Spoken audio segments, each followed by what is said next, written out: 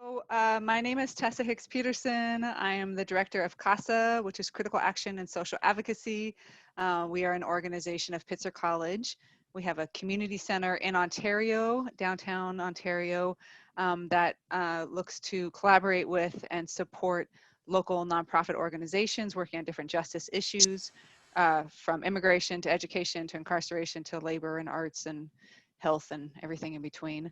As part of that community center, we also have our Pitzer College students engage in a 2-course program on critical community studies and research methods for community change. And they partner with these organizations for an over 100-hour practicum over the course of the semester. So we have some alumni from the program here. Yay, shout out to our alums. We have current students in the program. We have the former director of the program, Susan Phillips, is on board. And we have our distinguished guests, Shahryar and Juan, and we'll give you official bio introductions of them in just a second. But each week we have a different set of speakers or speaker talking about the issue that they are involved in related to social justice in the work they do. And also we ask them to comment where and how racial justice and healing justice may inform or intersect with their work. Both Juan and Shahryar are just tremendous, I call you activist scholars. I don't know if you'd take that name yourself, but who are doing work in the IE in particular around labor. And of course that connects with race-based immigration and many other issues. So they will be talking to you today, and I'm going to turn over to my students, Aditi and Leila, who will be introducing our speakers. Everyone, Shahryar Kaoosji, please let me know if I mispronounced that, as founding executive director, has been leading the research and organizing in the warehouse industry of the Inland Valley since 2008. Shahryar leads the research and policy analysis for the organization, as well as the WWRC's, which is Warehouse Workers Research at Civic Engagement and Community Organizing Programs. He has over 2 decades of experience engaged in research in support of organizing California, and holds a master's degrees in public policy from UCLA and a BA from UC Santa Cruz. And then I can introduce Juan. Juan de Lara is an assistant professor in the Department of American Studies and Ethnicity at the University of Southern California. His research interests include the working poor, social movements, urbanization, and social justice, and is currently working on a book entitled Landscapes of Desire, Global Goods, Subprime Spaces, and Racial Politics in Inland Southern California. So if everyone could give a warm welcome or reaction to both of our guest speakers, that would be lovely. So we're going to leave it up to you guys. Each of you have a chance to speak to the work that you're doing and what feels most important in this moment to share with us, for us to understand the work, and also then we'll have space in the latter half of the session for conversation and Q&A with the participants here. Cool. I think Shahryar, I don't know if you got my message. I was having email problems, but I basically agreed with your plan, which was for me to give kind of a big picture theoretical framing, and then you give sort of on the ground details about what's going on with the campaign. So we good with that? We still good with that, Shahryar?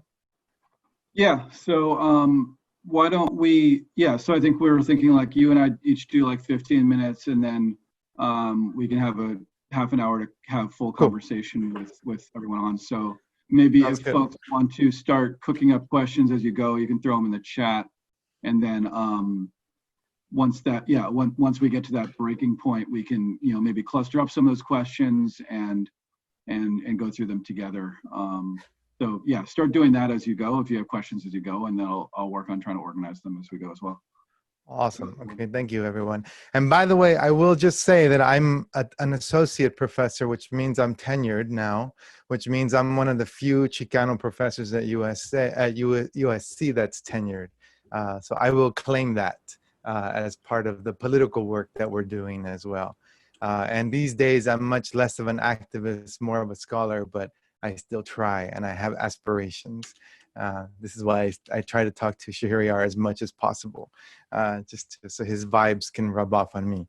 So anyways, I want to just get started. I'm going to share my screen Yeah, I'm a Pitzer alum. That's right. And I'm from the IE. I'm from Coachella. That's where I'm from. I'll still claim that too. See, I want to share my screen.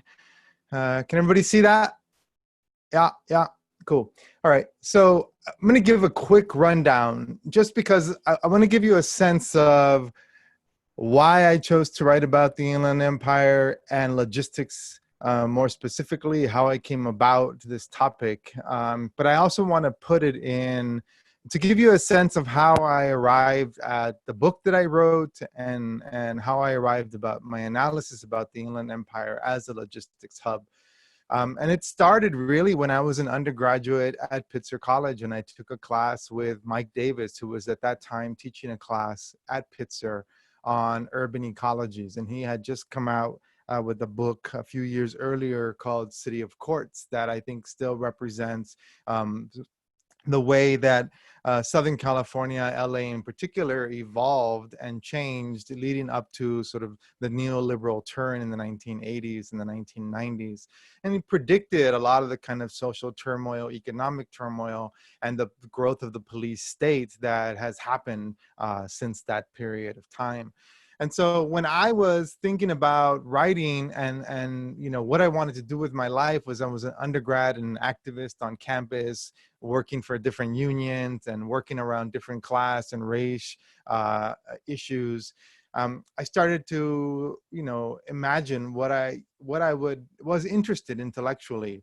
And Mike told me, you should write about this place. You should write about the Inland Empire, take a look at what's going on here and write about it in the context of the bigger changes that are also taking place in terms of transforming the world, transforming California. And eventually, you know, I took the job that Tessa holds now, that Susan held before. I became one of the, I think, the inaugural director of the Pitzer in Ontario program, CASA Pitzer, when it was still a house in Ontario. I remember we were trying to figure out where to find that location. And that was at the time when Professor Alan Jones and Lourdes Arguelles were the faculty members that were sort of leading that campaign. And as we started to think about what we wanted to do there, we started to run across a lot of different people that were confronting the growth of the warehouse industry and the fact that people were being displaced because there were more Walmarts going in and there were also more warehouses going in. And so this is where the seeds of the idea, you know, this is where the seeds come from in terms of this project that I eventually turned into a book. And I really want to talk just in the few minutes that I have left about how do we imagine a place like Ontario, places like Riverside, San Bernardino counties, as part of much larger networks of political, economic changes that are really transforming the everyday lives of workers, not just there, but around the world, and how people are plugged into these elaborate and extensive commodity chains that really are the kind of the epitome of how modern capitalism works today. And so the main question that I try to answer in my book, Inland Shift, is how has racial and spatial difference shaped the character of 21st century capitalism? So fundamentally, at its most essential component, the book that I wrote is really trying to understand how race and space are not tangential to, but actually central to the way that modern capitalism has developed over time. And the way that racialized workers and devalued spaces like the Inland Empire have been so pivotal and important to the growth of capitalism and the extraction of value from devalued workers' bodies and devalued spaces. That's what this book is about at a big kind of theoretical level. And I wanted to look at how the kind of crisis, I'm going to skip forward. You know, the book begins with the dismantling of the Kaiser steel mill in Fontana. And I think that the Kaiser steel mill, that if you drive there today, it's now partly intact, partly also a racetrack for NASCAR. But I think that the mill is such a sort of rich symbol of what happened to many communities across the United States during and after the sort of growth and the emergence of globalization and deindustrialization. And so I start the book there because I think that when the group of workers that I talk about, several hundred workers that were imported from China to dismantle the mill, they weren't just dismantling the Kaiser steel mill, they were also dismantling the kind of Keynesian industrial economy that provided good working jobs, most of them union jobs, and the ability to buy homes and support families for blue collar workers, not only in the region, but across the country. And so the dismantling of this mill really symbolized the dismantling of a kind of spatial Keynesianism in the post-war period that provided so many people with their own versions of the American dream. And so I show all of these pictures. This is an image of some of the workers, some of the Chinese workers who were brought in to dismantle the Kaiser mill. The Kaiser mill was eventually, part of it was shipped back to China with the idea that it was going to be assembled into a new manufacturing plant. And so those new manufacturing plants that were built from the steel, right, and of the Kaiser plant, essentially were responsible for then producing many of the goods that allowed Southern California to become the largest port in the nation.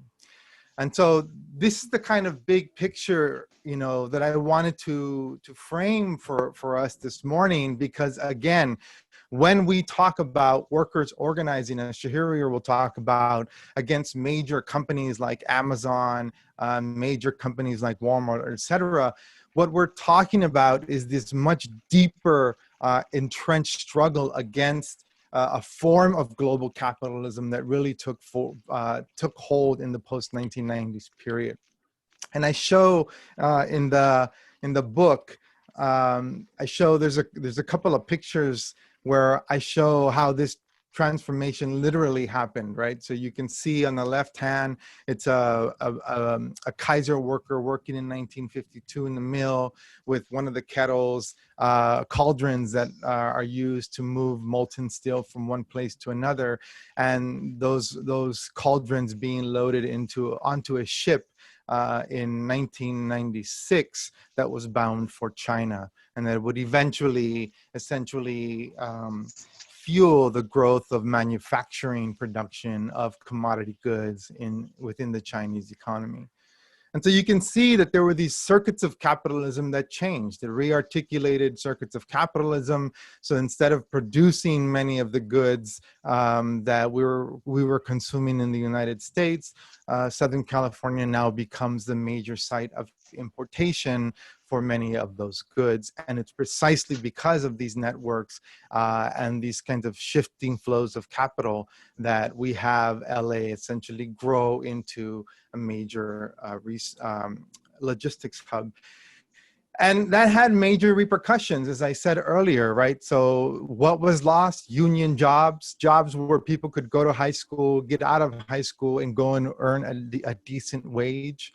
This is a picture of a newspaper clip from the LA Times that showed workers outside of the Fontana steel plant. These are union workers who had lost their jobs once the mill shut down, and they wanted some of the jobs that were taken up by those Chinese workers who were imported to dismantle the mill. But what it signals is that this loss of jobs also meant that many workers in Southern California, many blue-collar workers in Southern California, lost their ability to earn a living wage. And so one way that, and this was happening, by the way, at the same time that the kind of demographic changes that we have come to know profoundly in the Inland Empire, that essentially it becomes, in 1980, it moves from a primarily white region to 2010 to a primarily Latino, Latinx region, right? And so within that span of 20 years, inland Southern California, Riverside and San Bernardino counties faces multiple transformations. We have the transformation of global capitalism that includes the dismantling of the industrial blue-collar economy. And we have the growth of a primarily Latinx population within the region.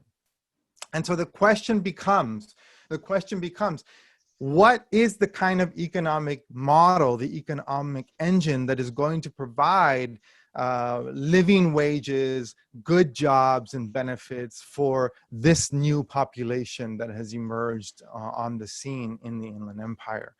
And so logistics becomes an answer for policymakers. Policymakers, and this includes especially people around the ports.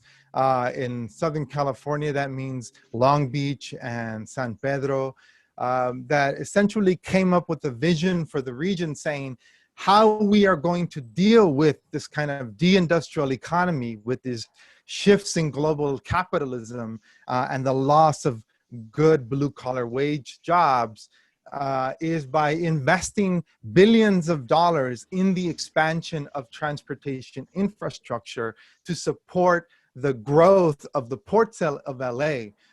But here's the thing, they also knew, and they knew very early on, that in order for the port of LA and Long Beach to become the largest port in the country, that they were going to need the massive tracts of land in Riverside and San Bernardino counties to be converted into major warehouses like these that you see on the screen now. They knew that the majority of all of the new kinds of warehouse space that was going to be needed in order to support the ports of LA had to come and had to be built in Riverside and San Bernardino counties. And that is what ended up happening. The investment of billions of public tax dollars in the expansion of this regional economy to support this industry, to support the growth of the ports of LA. And what you end up happening, I think, was I'm going to let Shahryar talk more about this now, but he talks a lot about the ways that some of these shifts in logistics and some of this investment also led to the growth of new kinds of models. So the companies were also very innovative during this time. And I show some of the technologies, the use of OCR scanning, optical scanning, computer systems, the sort of computerization of actual warehouses. But as I write in my book, one of the innovations also happens in the actual shape of the warehouses themselves. The growth of cross-dock facilities like this. And this comes from a patent drawing that I got, where Walmart essentially credits the cross-dock as the thing that gives them the ability to outcompete companies like Kmart that before used to be the retail giants.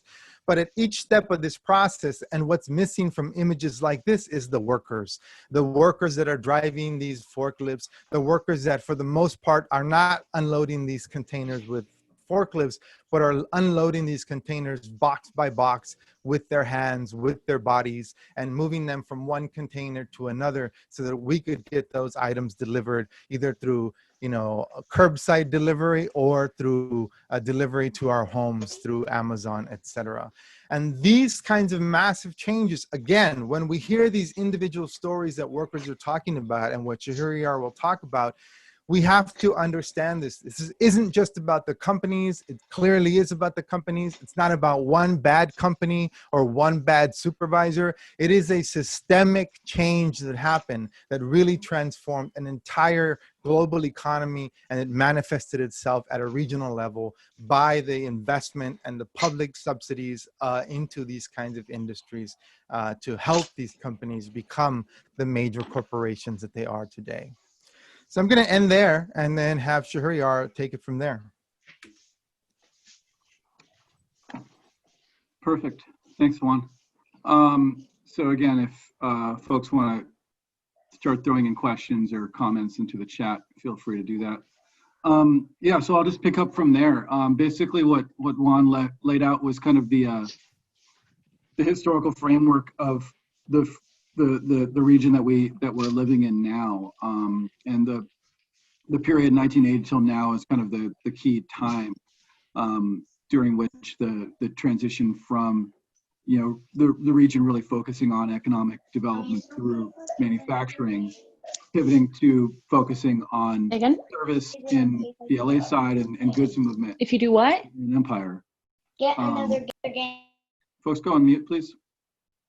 So what we've seen is that in LA County, there was a pretty good amount of transition, especially post 1990, to a consumer and really a service-based economy, based, in growth in hospitality and those kinds of things, as well as entertainment. In the inland region, what we saw, as Juan laid out, was just a real wholesale decision to transition a region that was relatively small population in the early 80s into a hub of goods movement. And what we've seen is that development happened. The Kaiser Steel Mill was union. There was some union manufacturing, but it wasn't exactly Detroit. There wasn't a huge amount of organized labor or movement infrastructure in this region. This industry came in, full 21st century neoliberal economy. There's no unions. It was very much like we're coming in without any kinds of historical strings attached, without any kinds of collective bargaining agreements holding us back. And these warehouses came in, except for a handful that were companies that had legacies of unions, like some of the food companies, with very, very little, kind of regulation, either internal to their companies or external from the local governments, restraining their plans. And so they really built it out the way they wanted to. They built out the design of the region, overlaid over the communities in our region. They built out the design of these workplaces very much in a 21st century model of how do we make this as flexible and as quick moving as we can. So those diagrams that Juan just put up of the cross-dock facilities, his point is exactly right. There's all these innovations that came together around the way that you design a warehouse, that were mostly focused on kind of pivoting from a storage model of you have a big box of stuff and it comes and you pull the products when you need them, to a flow model where you're basically flowing stuff through and you have as little time on the shelves as possible. And the goal is to just get stuff kind of constantly moving. And the cheaper way to move things. And you can redesign your workplaces to do that. But the main thing that they were redesigning was work. There's no technology, or the investments in technology that were made weren't to make the facilities especially automated. The innovations were really focused on how to discipline workers. And these were tools that included and continue to be innovated, insecure work, right? Basically, what we know as insecure work is something that's been around for all of history, but has been really kind of technologized in the last 20 years to make, originally we saw it a lot through staffing agencies, right? Instead of hiring people directly for 40 hours a week, they said, well, we only need this many people during this period of time. And then when the Christmas rush comes, we need a lot of people. So how do we turn on and turn off the faucet of labor really quickly? Use a staffing agency. Instead of using a staffing agency the way that it was traditionally used in the 20th century, you bring in someone for a couple months, test them out, and then bring them on full time. You maybe need a little extra help here and there. You bring in a few dozen people. This was and continues to be certain workplaces that are all workers through the staffing agency, or the majority. And that insecurity of work, saying, come in every day. If we like what you're doing, you can come back tomorrow. Check in tomorrow. Check in with me at 5 o'clock and tell me, and I'll tell you if you have work tomorrow. For a text now, right? And I'll tell you if you're working tomorrow morning. I'll text you by 6 a.m. Those kinds of situations of insecurity are basically offloading all the risk onto workers and all the insecurity onto workers. And that insecurity creates insecurity in our communities, of course. You don't know if you're going to have a long-term job. You don't have a long-term job. You don't have benefits related to that. You're always kind of churning, looking for the next thing. And that's a very intentional design, a very intentionally designed structure that our economy in the Inland Empire is focused on, because the logistics sector was able to kind of develop untouched and say, okay, this is how we're going to do it in the late 90s.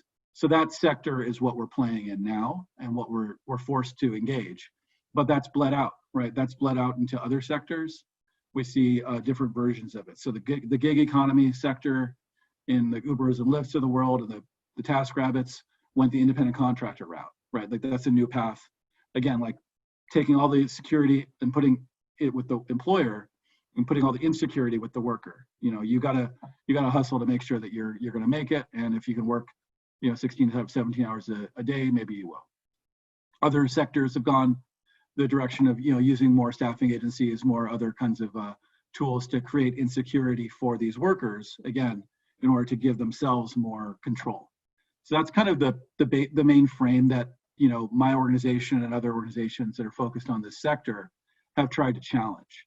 And what we've done is we've done, basically nothing new, but what we've tried to do is build a new labor movement focused on addressing these problems in this region. The labor movement in our region is big. There's over 300,000 people who are in unions in the Inland Empire, but those unions are mostly focused on, some of those traditional sectors or other sectors that are not quite as affected as warehousing. They're in some manufacturing, some building trades, healthcare.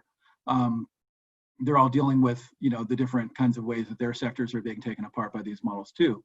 But most of them are not focused on goods movement, which is kind of the key sector that's grown up in this region in the last 20 years. So what we've tried to do is, again, take traditional models of organizing that predate the National Labor Relations Act, bringing workers together in their workplaces, but also across workplaces in the region to take action. Not necessarily to unionize, because the laws that, if you read the choke points chapter I wrote, the laws that have been developed in the last 40 years were specifically designed to make it so that these insecure workers cannot organize.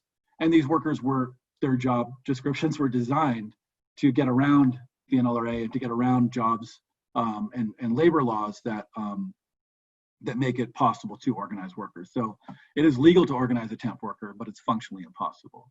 It is legal to organize a worker at an Amazon warehouse with 5,000 employees, but it's functionally impossible under the current law and the current political economy. So we said, well, we don't need to organize these people into a union right now, but we do need to organize people to take action, right? So we've built over the years, originally with the Walmart supply chain and now looking at Amazon, movements of workers to address day-to-day issues in their workplaces. So that insecurity is often the place where we have to focus. We don't want to be temp workers anymore. We want you to make us direct hires. A lot of stuff around wages, right? Whether it's wage theft, you're not paying us for time that we're working, you're making us go off the clock and continue to work, or a lot of health and safety issues that are correlated, because when you don't have a secure workplace, when you have new people coming in every day, safety goes down, right? When people aren't being given enough training, enough time to do their work, they're being forced to move really quickly by some of these technologies of surveillance that I can speak to in a few minutes. It just makes it really difficult for people to stay safe.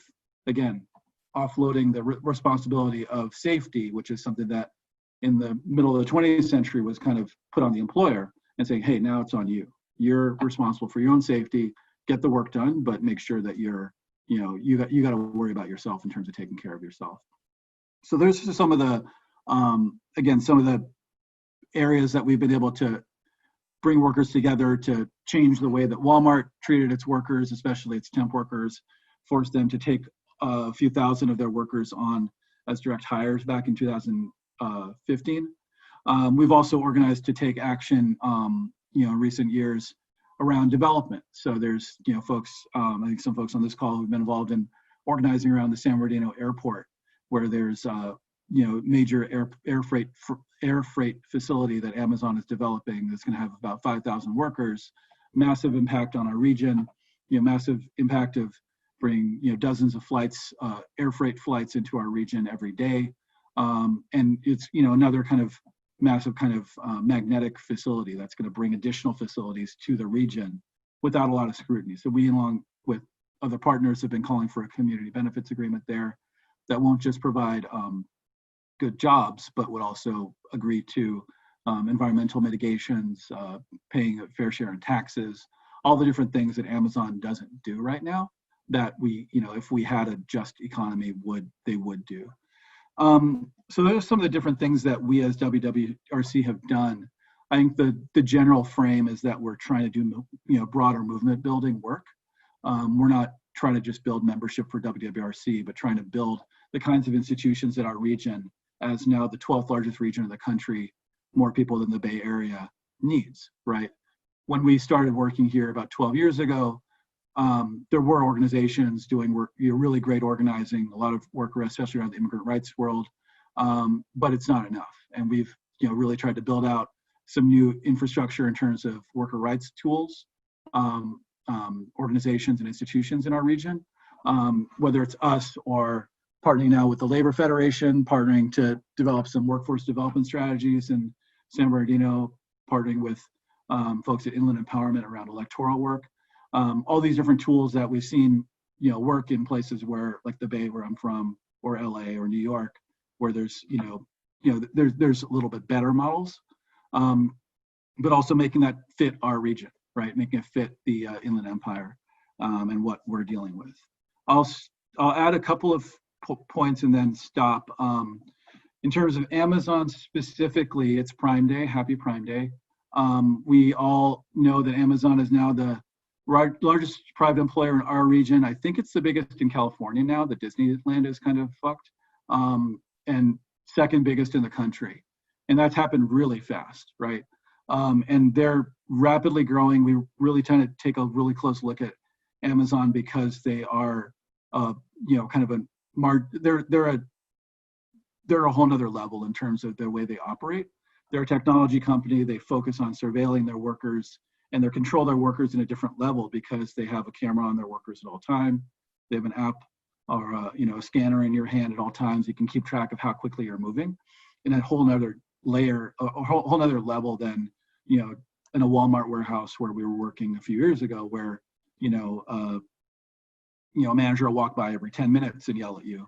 Now you have that camera on you every second of the day, and we're seeing that leads to mental health issues. It leads to people really not hanging on to the jobs very long. People, the average worker at an Amazon warehouse stays for about a year, even though they pay a little bit better than other warehouses. I think there's huge psychological impacts. People can't sleep. They're have a lot of trouble being able to kind of function because they know that they're being surveilled and tracked, and if they don't keep up at a pace at all times, that they'll get fired.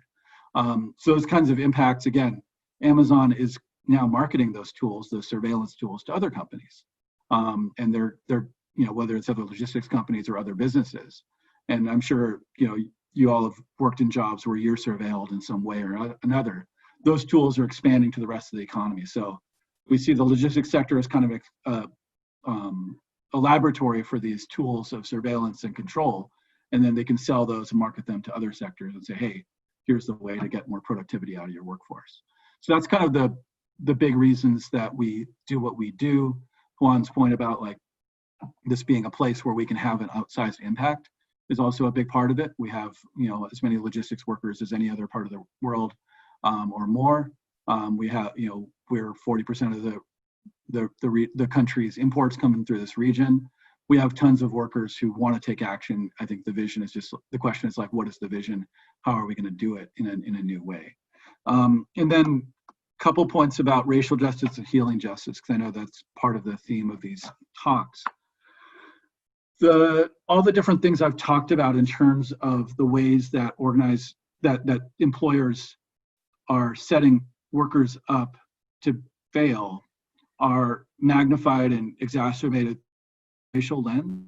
What we've seen is that employers tend to pit workers against each other in every frame, whether it's racial, gender, age, and use that as a way to motivate them to work faster or to figure out who they want to keep and who they don't want to keep. You think about that. And that's what we've seen, especially in a Kaoosji warehouse, the warehouse we organized in LA, the biggest warehouse in Los Angeles County, where we organized workers that were mostly formerly incarcerated, about half Latino, half Black. And they were really kind of put it like, it was very much like a prison is what the workers told us. There's like, Black workers work on this shift on this containers, Latino workers were put there. They were said, oh, the Black workers are like this, the Latino workers are like that. And they use those dynamics to really kind of pit the workers against each other. It made it almost impossible to organize initially, until we really went out of our way to make sure that we were organizing both groups on their own issues, because they didn't trust each other. And then if they don't trust each other as workers, then it's impossible to organize them. And that's very intentional. We see that played out in the Inland Empire slightly differently, in that we see, I think, a very intentional plan to keep Black workers out of logistics sector, especially out of higher level jobs in the sector. We're partnering with folks who are developing the IE Black Worker Center, which is a new project that's coming in the future, to think about why and think about what kinds of tools we need to develop to address that kind of issue of like, where are the Black workers in the warehouses and why are they not accessing, especially like kind of the longer term jobs. So racial justice is tied deeply to the organizing. We are still figuring out how to make it, more of a deep piece of our work as organizers that, historically have worked mostly with the Latino workforce, but it's a big project for us. And then healing justice, all of this is trauma, right? All of this is trauma that plays out in the lives and the families of the workers that we talk to every day. And that is something that we have to take on and engage, because it either we talk about it or we don't, right? And the workers, the organizers that we hire to talk to workers every day come across every flavor of trauma and, stuff that's related to their workplaces, but also not. And we don't historically as a movement have a great way to approach that. A lot of organizers end up addicts, a lot of organizers end up burning out very quickly because they don't have tools to deal with these things, especially organizers who've been in the labor movement, in unions. There's like really pretty bad toxic kind of cultures in some of those places. A lot of us come out of those places and are intentionally building WWRC and other institutions to be different, but also we're not, experts in dealing with these things. So we really appreciate the efforts of folks like Tessa to help us think about these things, both, how trauma in the lives of our organizers, but also especially our workers and our members are things that we need to deal with. People don't have resources, people don't have access to healthcare, people don't have access to any of these kinds of resources, obviously. Nobody does, especially working class people. So we're trying to figure out how do we bring those resources, but also how do we kind of inform ourselves and prepare. So again, like, don't have an answer, just acknowledging that it's something that we're thinking about. And it's something that we are really looking generationally to your generation for leadership, because our generation hasn't really taken it seriously, and it shows. It's why we're failing, right? And we're really looking to folks who have a more kind of holistic approach to building community, because if we were doing well, we wouldn't be in this situation, would we? So I'll leave it there. Wow, that was so wonderful. Can we all give it up for Juan and Shahryar for that? Just really, it's amazing how much you guys packed into a little bit of time to really give us a scope of the political, social, racial, obviously labor ramifications of what's happening in this region. And you brought up so many things. I'm sure people have a ton of questions. We'll start with the first question that came in the chat while you were speaking, Shahryar, from Rosalina, one of our students who's a local here. And she, for those of you who may not see the chat, is asking about the reaching out of warehouses to the younger populations in the area for summer jobs and things like that, who might be willing to do this kind of work because they don't plan this to be their long-time career. And so she asked how engaged you see the younger warehouse worker populations in organizing at WWRC, and if they're not engaged, would it be helpful to get them engaged, and how do you recruit them to organize? So these are wonderful questions and very pertinent to, I know, a lot of folks dealing with right now. So thank you, Rosalina. I don't know, Shahryar, if you have any thoughts about that. Yeah, that's a really important question.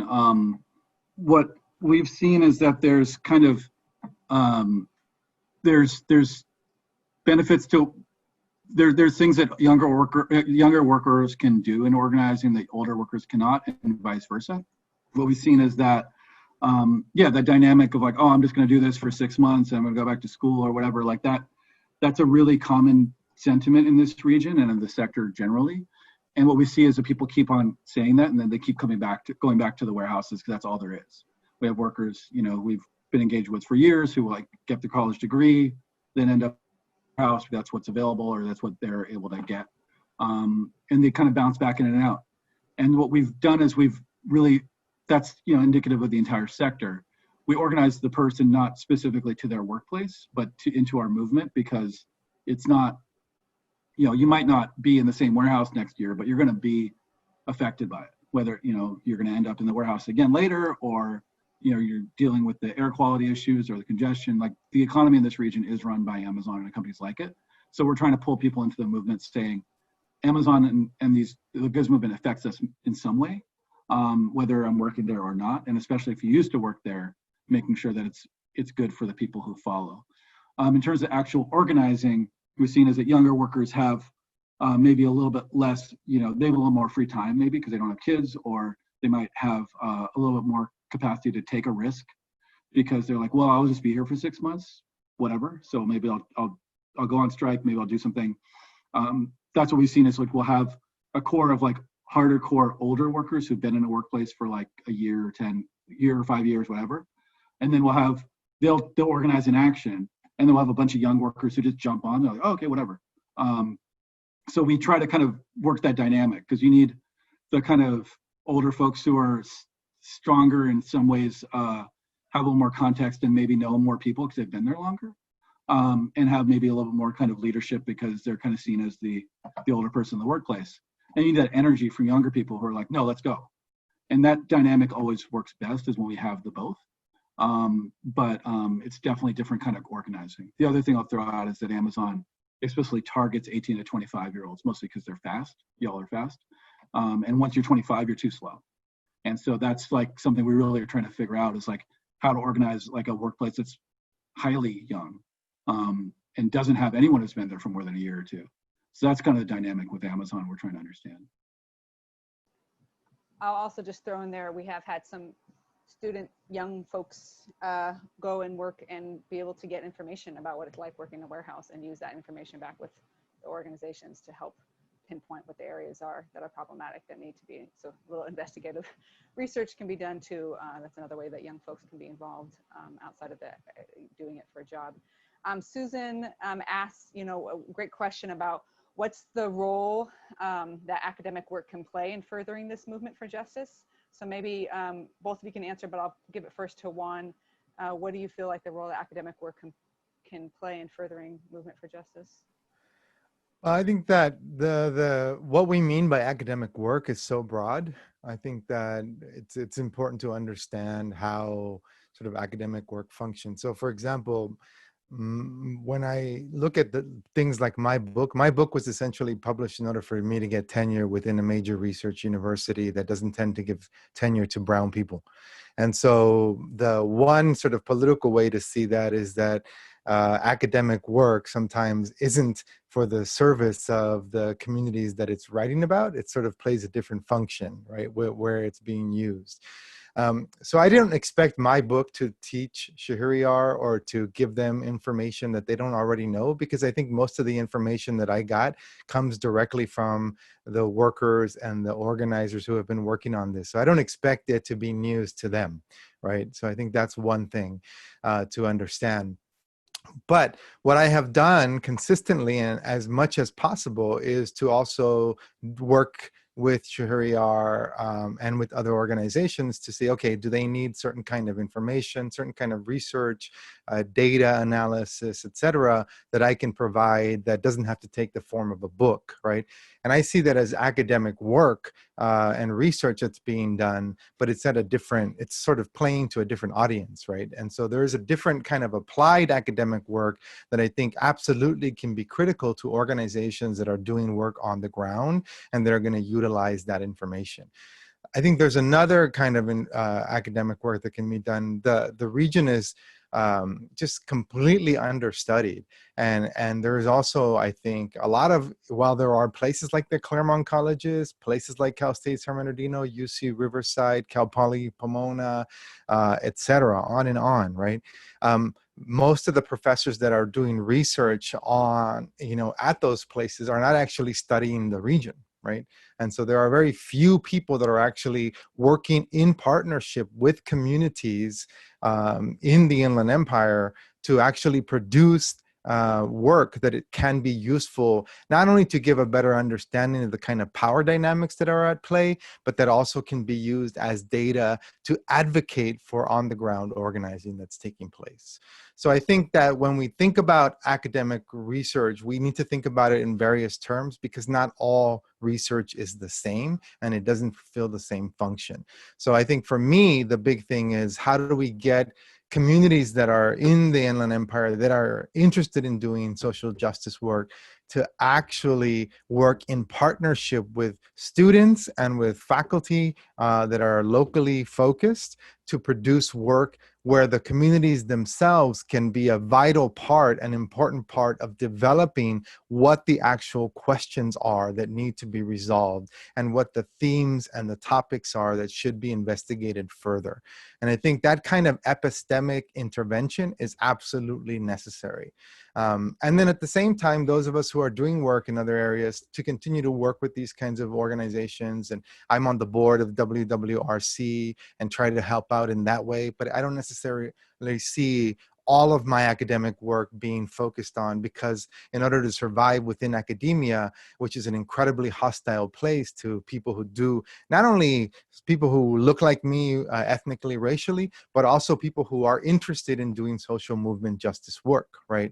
It is not a hospitable situation for us all of the time. And so I think we have to learn how to survive and do the things that we need to do, and at the same time to assist and to build the kind of infrastructure that is needed in order to bring to bear all of the resources of the university, so that we can actually leverage that by bringing students, bringing funding applications. Whenever I apply for funding for grants, I always provide money for the organizations that I'm working with, so that I can go and make sure that we can provide some assistance, but also get some of those folks to work on doing this research, because we need to produce researchers that are community-based, that are from the community, that want to focus on specific issues and questions. And we absolutely need to do that. So that means a fundamental restructuring of how research is designed and how research is undertaken. Thank you I so would much. add just everything he said is absolutely right. And the only thing I would throw in is just a pipeline of young people into the movement as interns, as getting experience. Like that's how we all started, was as university students interning with this organization or that, getting exposed to what institutions we thought made sense, and then potentially getting those jobs after graduation. I think that's something that Pitzer has been really good at. UCR, we've got a really good relationship and pipeline with. I think that's really critical, is just getting, making sure folks understand that this is, that social justice organizing and research is a pathway for careers in the region, and trying to find those fits as well. The other thing is just, one of the great things that I've seen about, at least from my book, is that when I first started talking about this, saying that I'm going to focus on this, people would always ask me, why? Why the hell do you want to write about that place? Like, what the hell is out there, right? Nothing.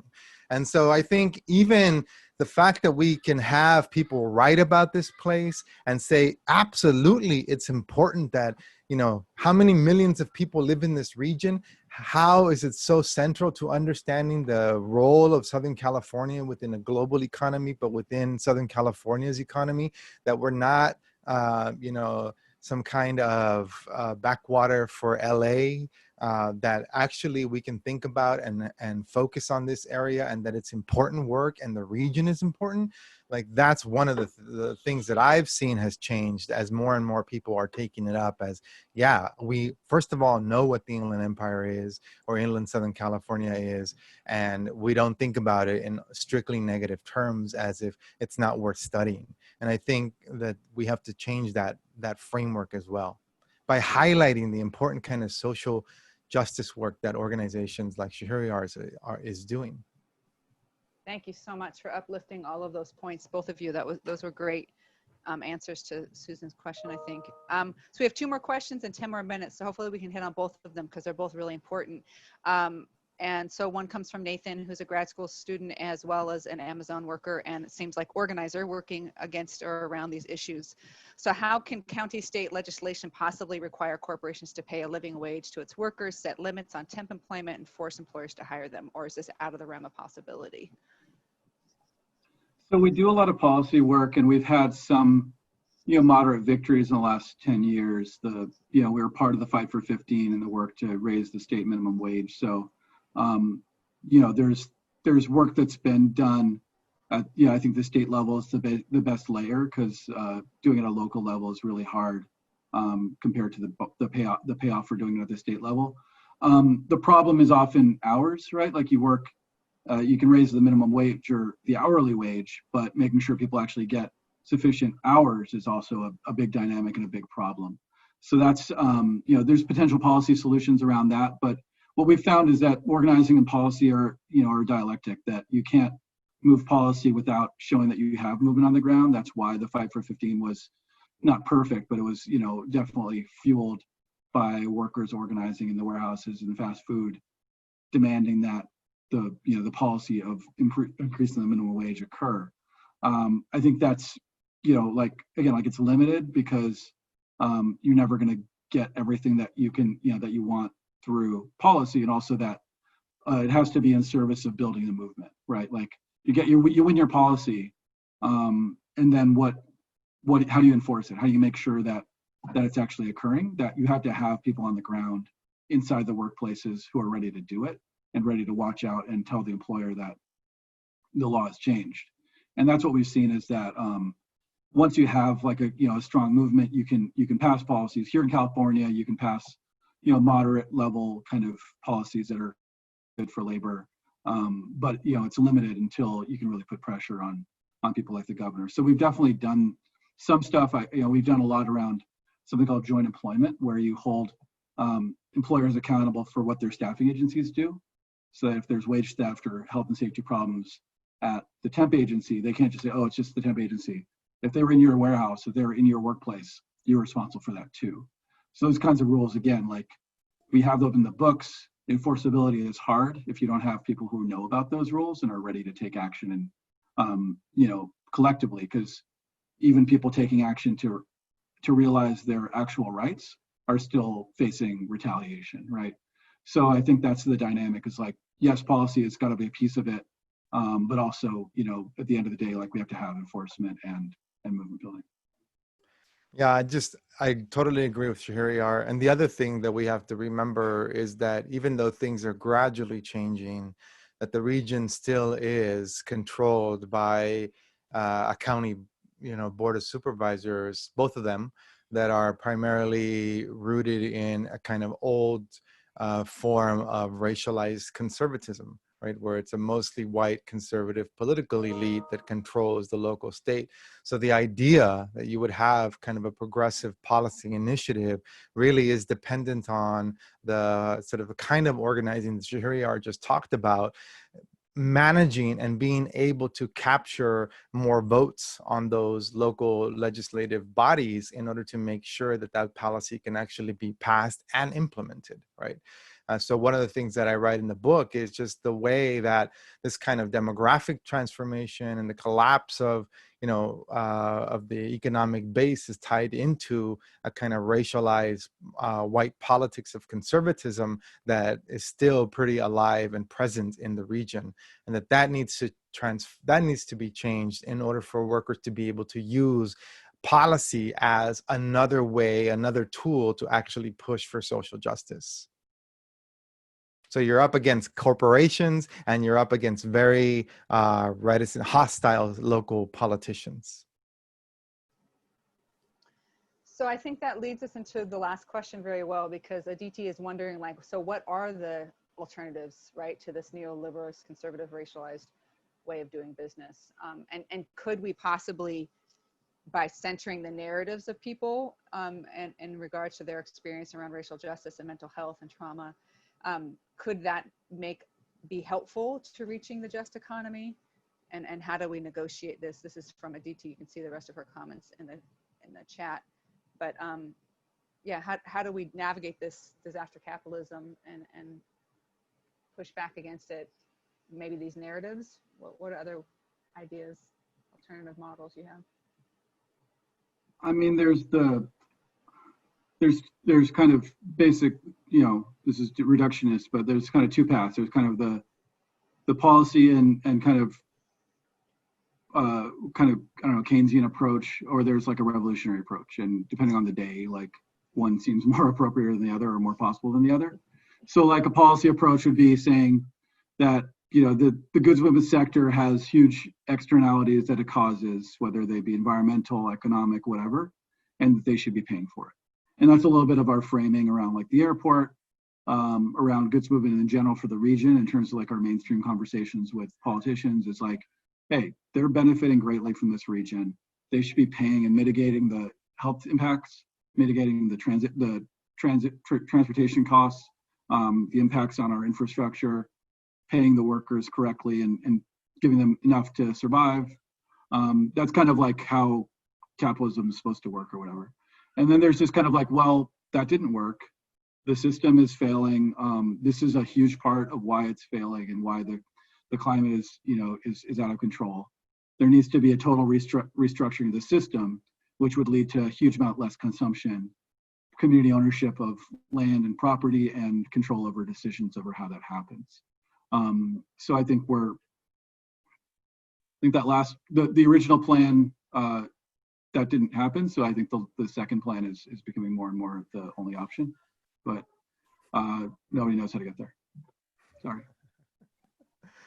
Yeah, Aditi, if you know the answer, let us know, please, because I think that's the thing, right? But I agree with Shahriar all the time. Anytime somebody raises the question to me about, well, sustainable, we can have green capitalism, we can have a sustainable development model.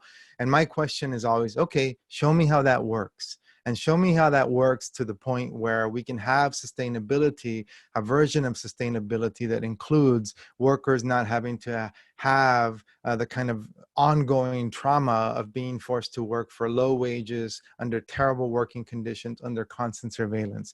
And if you can show me a capitalist model that enables all of that to happen and still has the backing by investors to say, yes, we want this kind of capitalism, then we can have a conversation. But until we have that, then I think the question is, how do we reimagine what it means to have a sustainable economy that maybe looks nothing like the kind of model that we have today, right? Which is, I think, what Shahriar is getting at in terms of revolutionary thinking.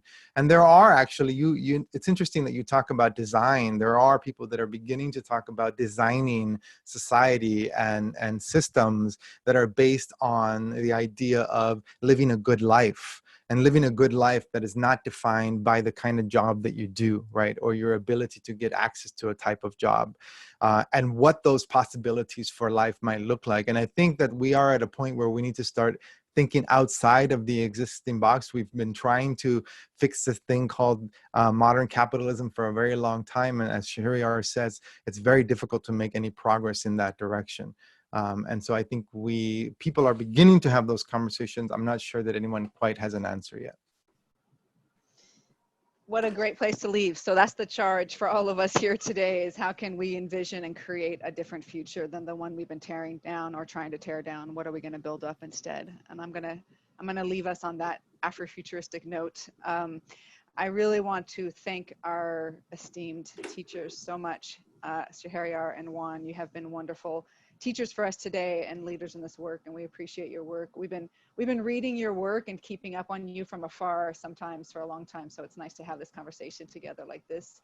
Thank you, Tessa. And I would say that I encourage people to read Afrofuturism. There's a lot of thinking that's being done also on indigenous futurity, especially out of Latin America. And so there are people imagining this thing under the words of Buen Vivir, that is also based on an indigeneity based on the Americas. Thank you so much. I appreciate you saying that. Also, so like, folks, if you enjoyed this, we've been doing this every week. We've had phenomenal speakers from the community and activist scholars talking about a variety of issues. And so we encourage you to catch up. They're just an hour each, but you can see how much we pack into them. So we have them recorded if you want to check out past ones or join us for new ones. And yeah, this is great. If you want more information about how to get involved, I think Jessica put into the chat WWRC's info. You can also connect with us at CASA. And just thanks again so much. This was really rich. I really appreciate it. Thank you all. Bye. Thank you.